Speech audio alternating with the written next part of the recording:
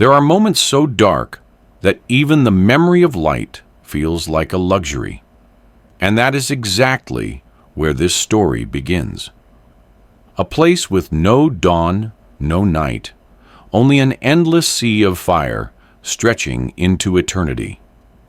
If you are hearing these words, leave a comment telling me where you're listening from. And remember to subscribe to follow this haunting, compelling journey to the end. Satan awakened in the burning lake like someone who had just fallen from the highest peak of heaven. His wings were scorched, his form crushed under the weight of the very light he once dared to oppose. He looked around and saw other fallen angels scattered across the wasteland, like stars torn from the sky, now reduced to embers. But in Satan's eyes, there was no despair, only the memory of who he once was, the most radiant, the most glorious of them all.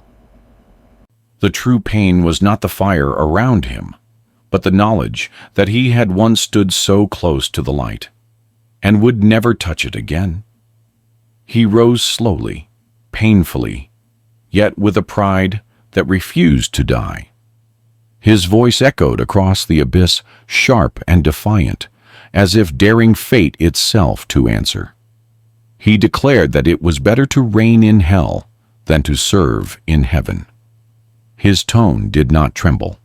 It rang like heated steel, as though defeat had not weakened him, but sharpened his will. The broken angels lifted their heads toward their leader, and for a moment, the flames of hell seemed to flare brighter, answering the arrogance that refused to bow. But beneath that fierce exterior lay a deep loneliness, the loneliness of one who had once been loved, trusted, and placed beside the throne of light, only to lose everything by a single choice.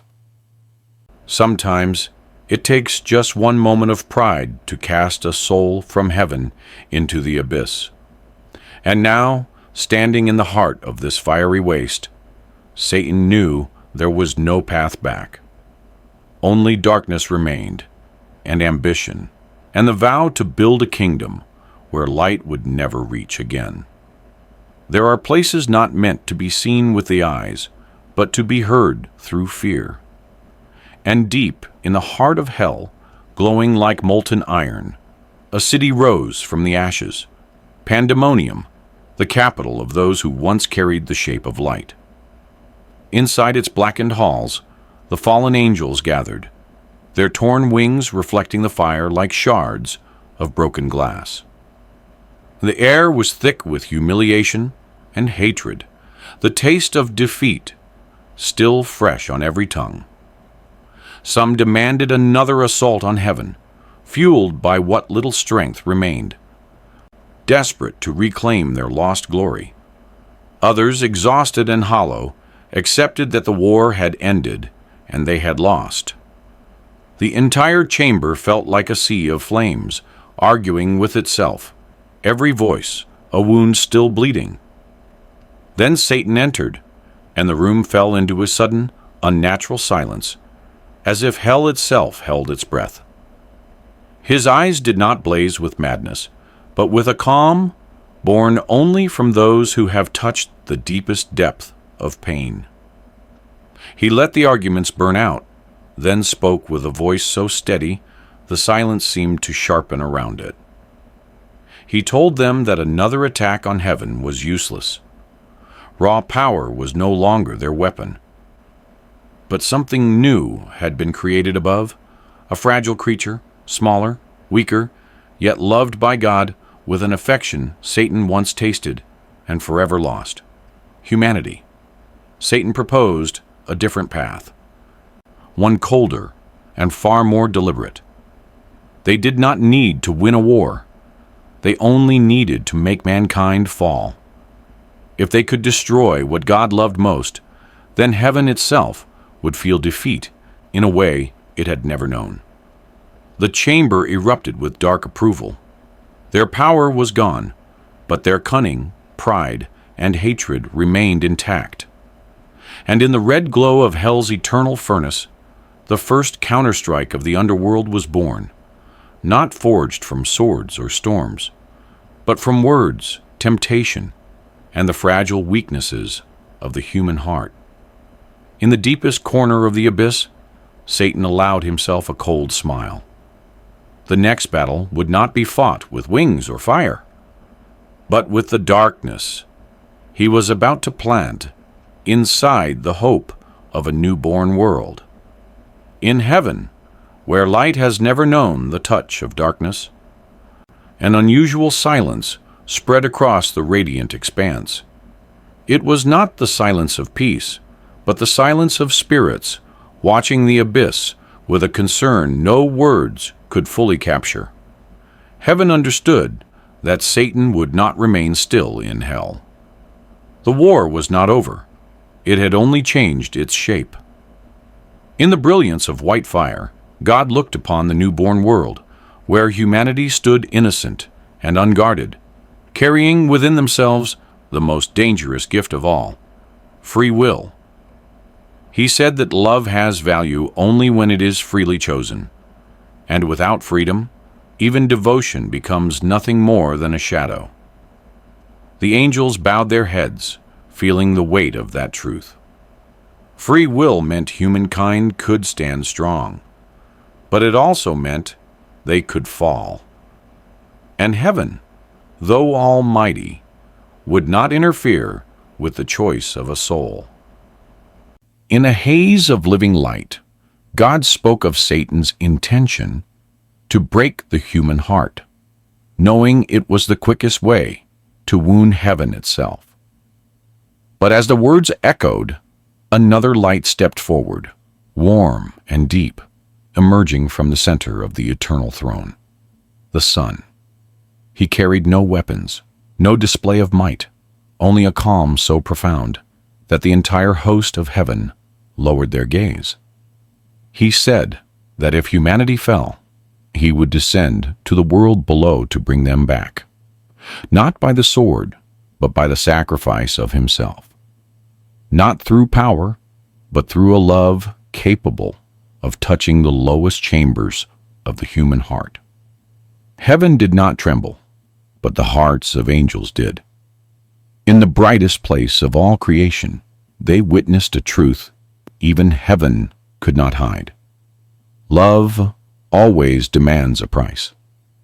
And as they looked down to earth, where Adam and Eve still laughed beneath the sunlight, unaware of the darkness moving toward them, heaven understood that the next war would not be fought with fire or glory, but with the soul. A quiet war that would shape the entire history of mankind.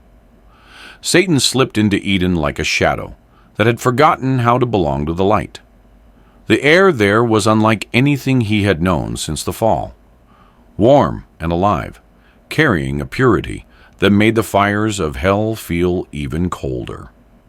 He moved between the trees, their leaves glowing with a softness that stirred a memory he wished he could erase. And then he saw them, Adam and Eve, standing in a clearing touched by golden sunlight, their forms unguarded, unbroken, unaware of the darkness watching them from just beyond the light. Adam's strength was calm and steady, the kind born from innocence rather than pride. But it was Eve who made the world around him fall silent. Her presence seemed woven from the very breath of creation, delicate yet radiant, as if light itself had chosen her as its resting place.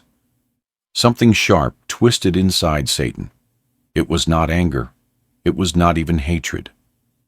It was a longing he could not name, the painful recognition of everything he had lost.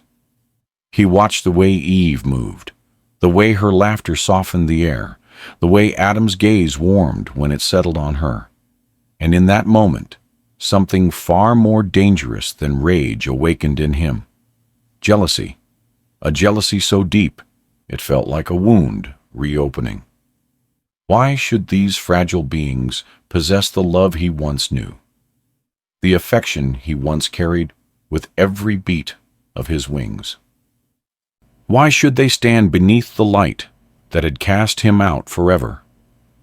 Desire followed close behind, not the desire of flesh, but the desire to break what he could no longer have, to corrupt what he could never touch again. As he retreated into the shade, the thought grew within him like a slow-burning flame.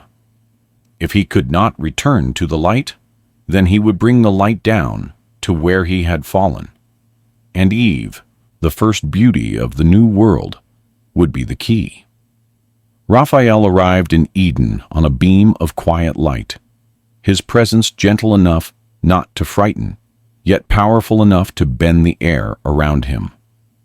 Adam greeted him with a warmth untouched by fear, and Eve prepared a simple meal beneath the shade of the trees.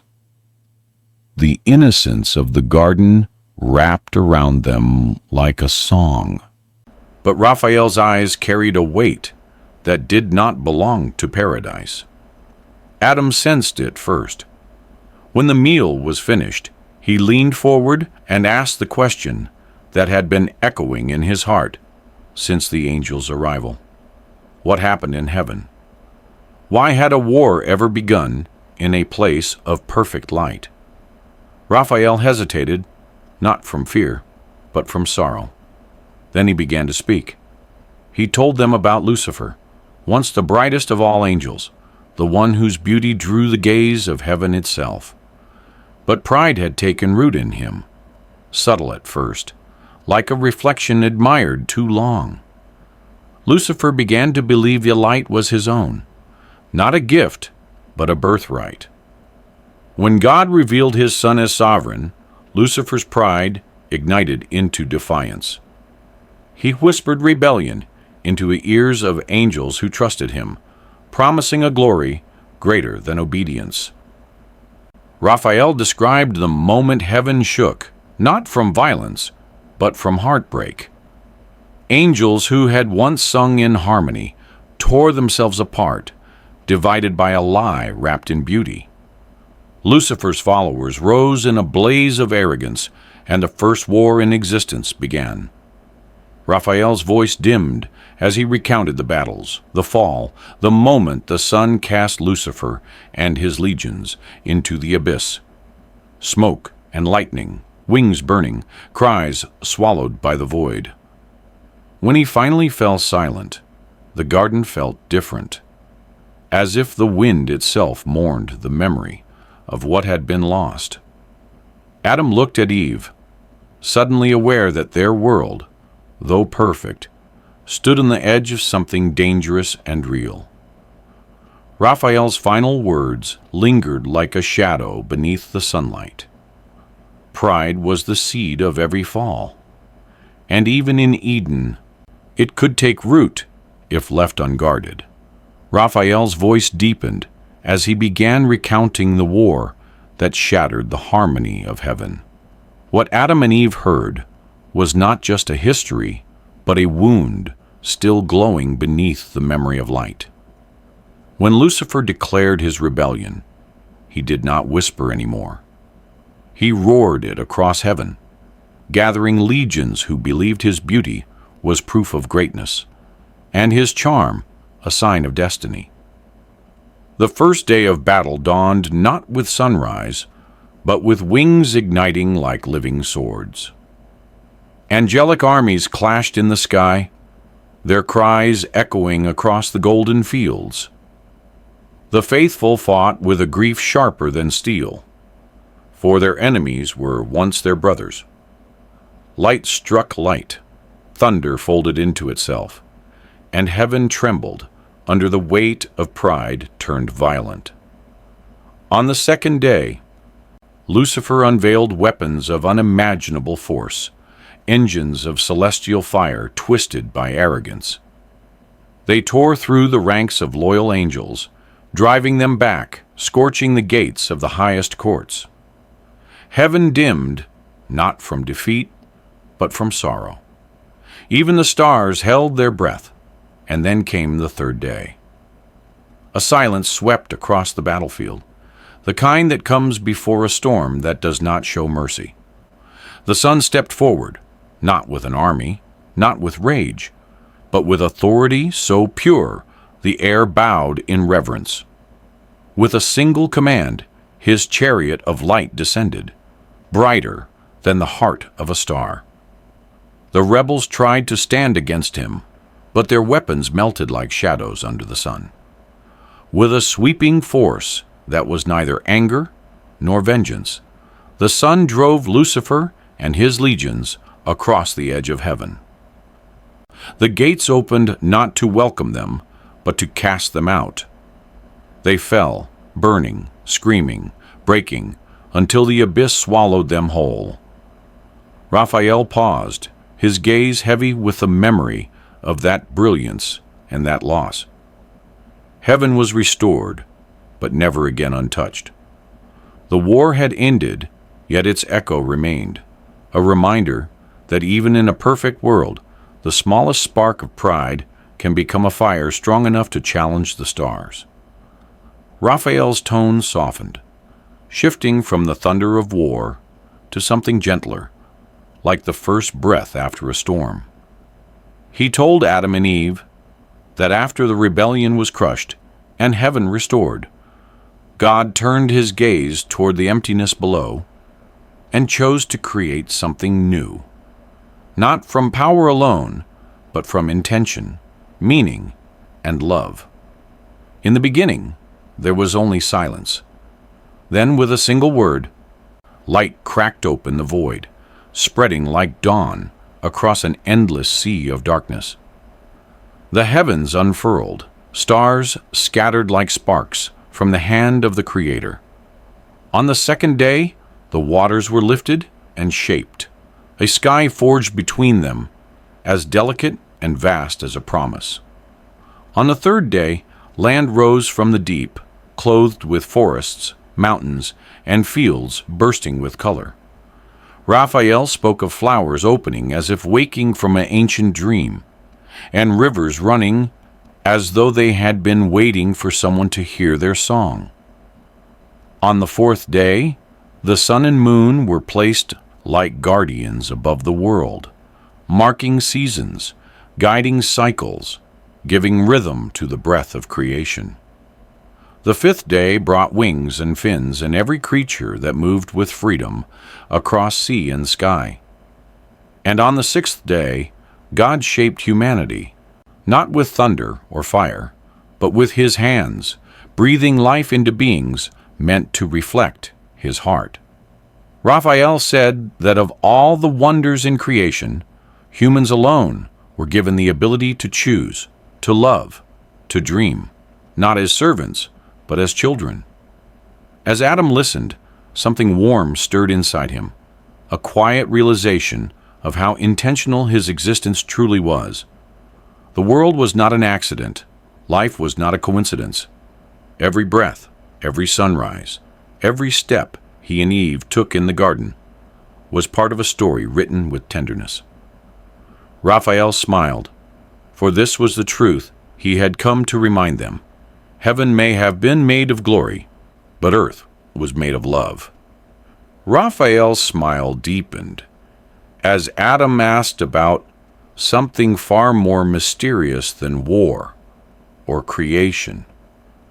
He wanted to understand love, the feeling that had changed his world the moment Eve appeared. So Raphael told him a story, not of angels or stars, but of the quiet longing that lived inside the first man's heart. In the earliest days of Eden, Adam walked among every creature, naming them, watching them move in pairs, each with a companion to share the wonder of the new world. Yet even in the beauty of the garden, he felt a stillness inside himself, a space no bird or beast could fill. Loneliness had no word then, only a weight. And God, seeing the ache Adam could not describe, caused a deep sleep to fall upon him. From that sleep came Eve, shaped not from clay or dust, but from Adam's own side, as if love itself needed two hearts to speak its full language. When Adam opened his eyes and saw her for the first time, the world shifted. The light seemed softer, the air warmer, the garden suddenly alive in a way it had never been before. Raphael described how Adam stepped toward her with a wonder that made even the angels lean closer to witness it, and how Eve, newly awakened, met his gaze with innocence and grace, as if her soul recognized his before her mind did. From that moment, their lives intertwined effortlessly.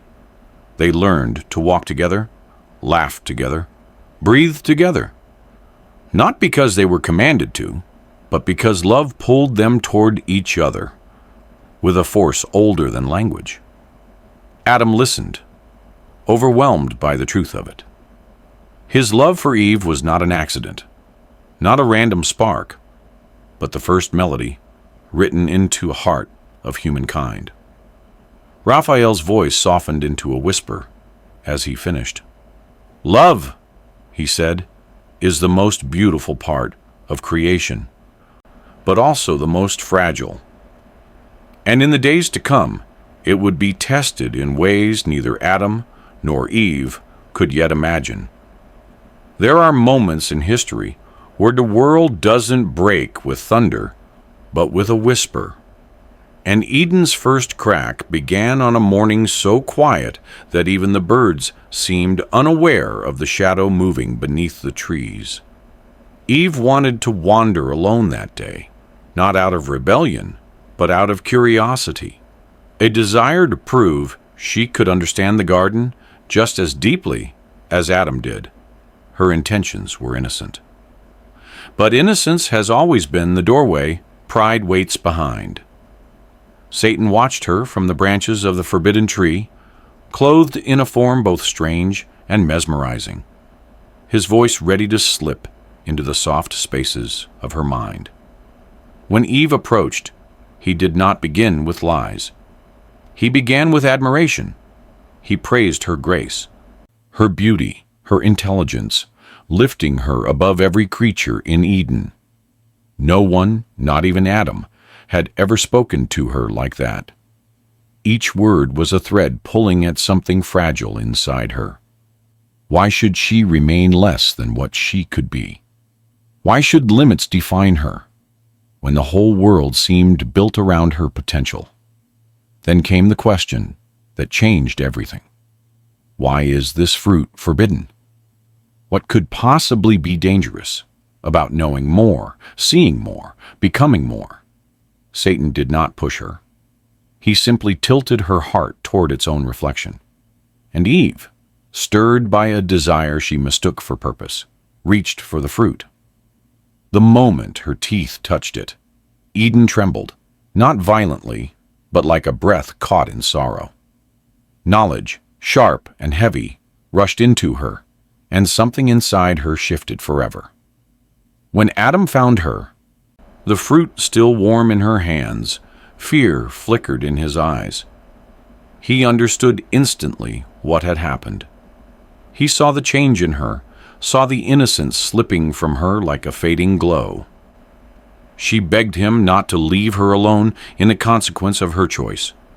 And Adam, driven not by pride or curiosity, but by a love that would rather fall with her than live without her, lifted the fruit and ate. The garden dimmed, the wind recoiled, a shadow unfurled across creation. Shame arrived first.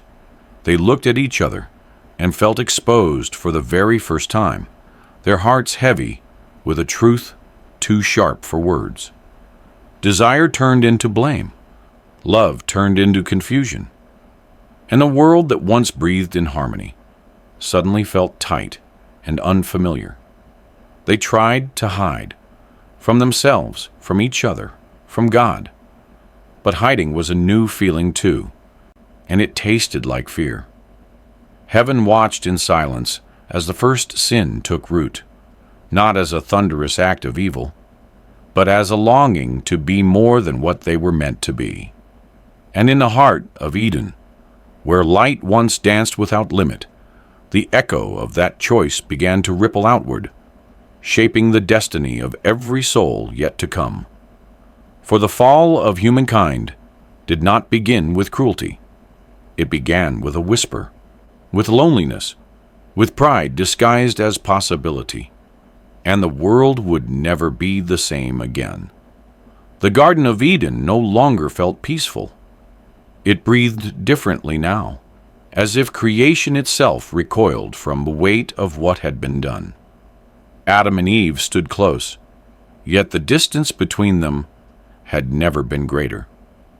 Eve wrapped her arms around herself, trying to cover a shame she had never known existed. She looked at Adam with pleading eyes, hoping he would hold her, hoping his touch might quiet the fear rising in her chest. But Adam stepped back, as if even her gaze could hurt him. He pressed a trembling hand to his forehead, his breath uneven. Why did you do it?" he said, his voice breaking with pain and confusion. Eve bowed her head, her shoulders shaking. "I only wanted to understand more. I thought nothing bad would happen." She tried to reach for him, but Adam turned away. For the first time, love did not pull them together. It pushed them apart. Above them, the leaves rustled as the presence of God moved through the garden, not in fire, not in thunder, but in a gentle call that once brought joy and now carried a sorrow too deep to name. "Where are you?" The question was not meant to locate them, but to reach their hearts. Adam stepped out first, voice trembling. "I was afraid, because I was naked." It was the first time fear had ever shaped a human word. When God asked whether they had eaten of the forbidden fruit, the truth shattered the silence. Adam glanced at Eve, then said with despair, "The woman you gave me, she gave me the fruit." Eve's breath caught. Her heart tightened, as if breaking from the inside. She had never heard such words from him. Tears blurred her vision. And when God turned to her, she whispered, barely louder than the wind, "The serpent deceived me." It was not an excuse, but the confession of a soul realizing it had touched something sacred and broken it. As God spoke his judgment, Adam and Eve stood beside each other, yet didn't dare to touch. Each decree, pain, toil, struggle, fell like stones, shaping the future they had changed forever. And yet, even as judgment settled over them, something unexpected happened. Mercy. Instead of leaving them exposed in their shame, God crafted garments of skin and clothed them himself, a quiet gesture, but more powerful than any command. A life had been taken to cover their guilt. For the first time, they saw the cost of sin. Adam looked at Eve, anger cooling into sorrow. He reached out, gently touching her shoulder. It was the first time he had touched her since everything fell apart. Eve lifted her tear-stained eyes to him. Adam whispered, "We made this choice together, so we'll face what comes together." She nodded and leaned into him, finding a fragile warmth that felt both familiar and painfully new. Nothing between them felt the same. They turned to look at Eden one last time. Animals that once approached them freely now watched from a distance. The gentle light of the garden dimmed, as if heaven itself mourned their loss. Hand in hand, they walked toward the gate. Each step carried the weight of a future they did not know how to face. No more soft winds, no more sweetness of fruit, no more whispers of heaven. Only the harsh, unknown waiting beyond the boundary of paradise. But somewhere inside their joined hands, a small ember of hope flickered, a promise unspoken yet alive. Though they were leaving Eden, they were not abandoned. And their story, shaped by consequence, love, and grace, was only just beginning. As Adam and Eve stood outside the gates of Eden, the angel Michael descended, his presence carrying both strength and sorrow. He had not come to condemn them, judgment had already fallen, but to show them the road ahead, a road shaped by the consequences of their choice. With a gesture, Michael lifted Adam's gaze, and the world unfolded before them, like a vision carved from storm and fire. Adam saw a field stained with the cries of two brothers. Cain, hardened by jealousy, rising against Abel, whose innocence mirrored the purity Eden once held. The first murder tore across the earth like a wound, and Adam staggered back as if struck himself. "Is this because of us?" he whispered, his voice breaking. Michael did not answer with blame, only truth. "Your choices echo through your children, just as theirs will echo through generations." The vision shifted. Cities rose from dust, fueled by ambition and violence. Men ruled with cruelty, taking power as if it were their right. Women wept for sons lost to war, for husbands consumed by pride, for nations devoured by greed. Adam felt each sorrow like a blow to his chest. Eve covered her mouth as tears streamed down her face, her heart unable to bear the suffering of those yet unborn. She had known pain from the moment she left Eden, but she had not understood how deeply pain would take root in the world. Then came the flood, a sweeping destruction, water clawing across the earth, washing away a humanity that had forgotten its maker. Adam watched families cling to one another as the waters rose. He felt their fear, their regret, their longing to be saved. His knees buckled beneath the weight of it. But in the middle of the storm, a small ark floated, a fragile vessel carrying the seeds of renewal. Michael pointed toward it. "Even in wrath," he said softly, "mercy waits." Adam looked at Eve, and she reached for his hand, gripping it tightly. Amid destruction, she sensed a thread of hope. The visions faded, leaving only silence and the cold edge of a world no longer perfect. Michael's final words rested on them like both comfort and burden. This future is not your punishment. It is a story of humanity, capable of darkness, but never beyond redemption. What has begun in tears may one day end in light. Adam and Eve held each other as the angel departed, their hearts heavy yet strangely strengthened.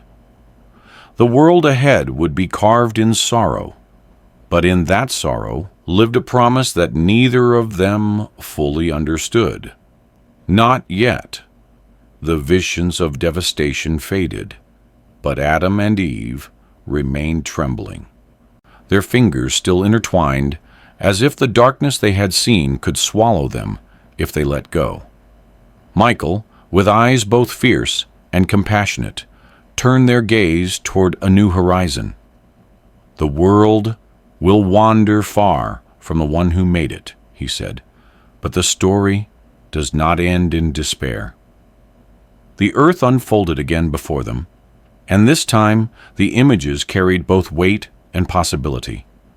Adam saw generations rising from the children of Cain and Seth, men building cities and towers reaching towards the sky, driven by pride, but also by longing for meaning, for belonging, for something greater than themselves. Then came Babel. Humanity, united by ambition, attempted to storm heaven with bricks and ego. Their voices rose as one until God scattered them like sparks blown by a storm. Their languages split, their unity undone. Adam felt the sting of their confusion, the pain of being separated, not by land, but by words. The vision shifted once more, and now Adam saw a man named Noah shaping an ark in obedience while the world mocked him. Then the flood waters surged again, not as punishment alone, but as a painful cleansing of a world that had forgotten the sound of its Maker's voice. After the waters receded, a rainbow stretched across the sky, a promise carved in color. Eve gasped softly. Hope had a shape now. Next came Abraham, stepping into the unknown. Moses parting seas. Prophets crying out in wildernesses no one wanted to cross. Each figure was a reminder that even when the world turned away, heaven kept reaching toward it. Through them, Michael said, a path is being carved, one step at a time, back toward the light you lost. Then Adam saw something he could not fully understand. A shadow of a figure walking among people, healing with a touch, lifting the broken, carrying burdens that were not his own. Light followed him wherever he went, not the blinding light of heaven, but the gentle light of compassion. Adam's heart stirred with recognition he could not name. Eve felt tears slip down her cheek, not from sorrow this time, but from longing. The vision faded, leaving only the quiet wind at the edge of Eden's ruins. Michael looked at them with a softness that made the world feel less cold. Humanity will stumble, he said, but it will not be abandoned. Every tear, every cry, every act of faith will carry it closer to the day the world is mended. Adam held Eve close, their hearts heavy yet warmed by a fragile radiance. For the first time since the fall, they felt the faint glow of hope, small, flickering, but real. The road back to light would be long, but not lonely. The gates of Eden closed behind them with a silence heavier than any sound. Adam and Eve stood on the threshold of a world that felt colder, rougher, and painfully unfamiliar. The soft grass of the garden was gone. Beneath their feet lay earth that had never known their touch. For a moment, neither of them spoke. Adam stared at the distant horizon, trying to understand the weight of a future he could no longer see. Eve clutched the garment God had wrapped around her, feeling its warmth fade each time fear tightened her chest. A single tear slipped down her cheek as she whispered, "Will we survive this?" Adam took her hand, not from certainty, but from the fragile courage growing inside him. "We will," he said quietly, "because we must." Their steps were slow at first, each one a farewell to everything they had lost. The laughter by the river, the shade of the trees, the presence of God walking beside them in the cool of day. Yet with every step away from Eden, they discovered something they had never needed in paradise. Strength. They leaned into each other, no longer perfect, no longer unbroken, but connected in a way innocence could never have taught them. Above them, the sky glowed with a sunset they had never seen before. Fiery red, deep gold, colors Eden had kept hidden from their eyes.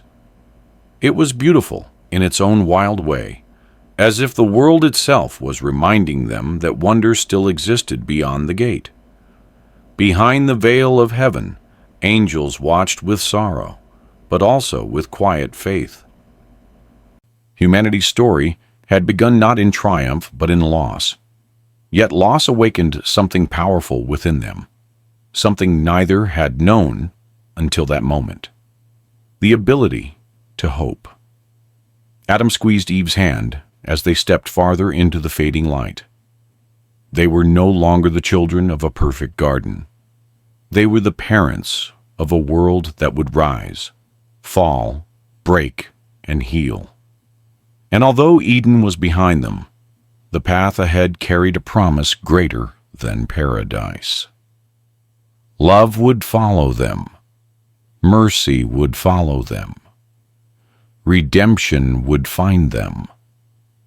Heaven was lost, but hope walked beside them.